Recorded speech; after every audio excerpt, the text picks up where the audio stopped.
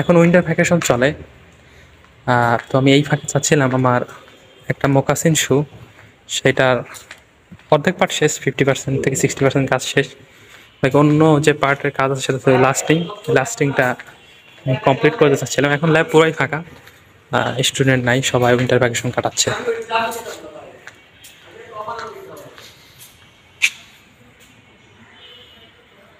আমি লাস্টিং কাজটা করব।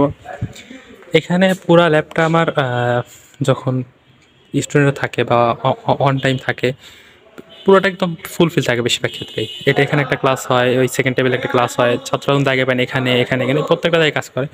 তো আমি একটু দেখানোর চেষ্টা করবো কীভাবে লাস্টিং করা হয়, ডকুমেন্টারির মতো আর কি। তো চলুন শুরু করা যাক। এটা আমার টুল বক্স আর এটা আমার ব্যাগ।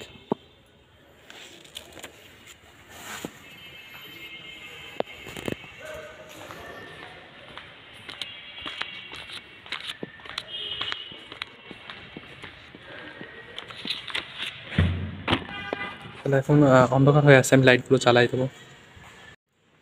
লাইটের সুইচগুলো এই পাশে কিছু আছে।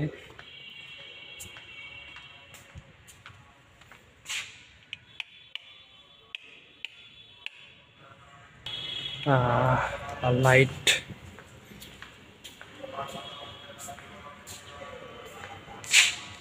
এটা প্রথমে যেটা করতে হবে আমাকে সেটা হচ্ছে ইনসোলটা এখানে লাগবে। এই ইনসোলটাকে মোল্ডিং করতে হবে।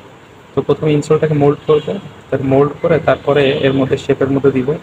যদি একটু মোল্ড হয়ে আছে তারপরে এটাকে আমি লাস্টিং শুরু করবো আর কি। তারপরে আমাদের এখানে এইটা দেওয়ার পরে এখানে সোল আছে, এই সোলটার সাথে অ্যাটাচড হবে।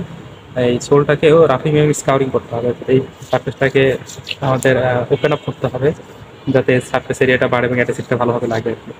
তো অনেকগুলো কাজ। তো প্রথমে আমরা এটাকে মোল্ডিং করবো। তো আমি এটাকে মোল্ড করার জন্য সোল মোল্ডিং অপারেশনে চলে যাচ্ছি। তো এটা হচ্ছে আমাদের সোল মোল্ডিং মেশিন, এটা হাইড্রোলিক কম্প্রেসিং মেশিন। তো ইনসোল মোল্ডিং মেশিন আর কি।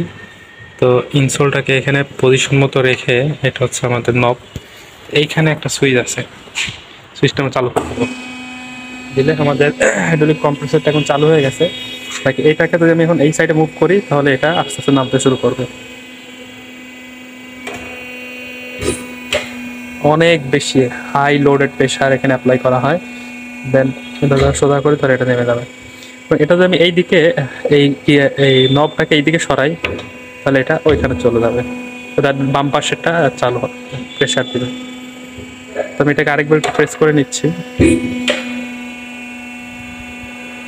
ঠিক আছে, এইখানে একটা সেফ গার্ড দেওয়া আছে। এই গার্ডের জন্য যদি সোলের মধ্যে কোনো, এখানে এটা অফ করে দিচ্ছি আমরা।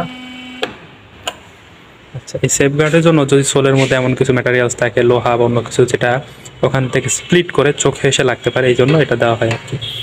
তো এটা সাবধানে হাত দেওয়া দরকার, কখনো চালু অবস্থায় এভাবে হাত দেওয়া উচিত না, কিন্তু যে কোনো সময় এটা চলে আসতে পারে। তো সোল মোল্ডিং শেষ। সোল মোল্ডিং হওয়ার পরে এটা আসলে অনেকটা সোলের মতো শেপ হয়ে গেছে। অর্থাৎ আগে তো একটা ফ্ল্যাট ছিল, ফ্ল্যাট না থেকে এখন এটা একটা কার্ভ হয়ে গেছে, কার্ভেচার টাইপের হয়ে গেছে। যার কারণে এখন এটা এর সাথে এর শেপে আসতে বা শেপের মধ্যে বসতে সুবিধা হবে। তো এরপরে আমি এটাকে ভিতরে ঢুকাই দেবো, তারপরে আমি এটার সাথে ট্যাগ লাগাই দিব, তারপরে লাস্টিং শুরু করবো।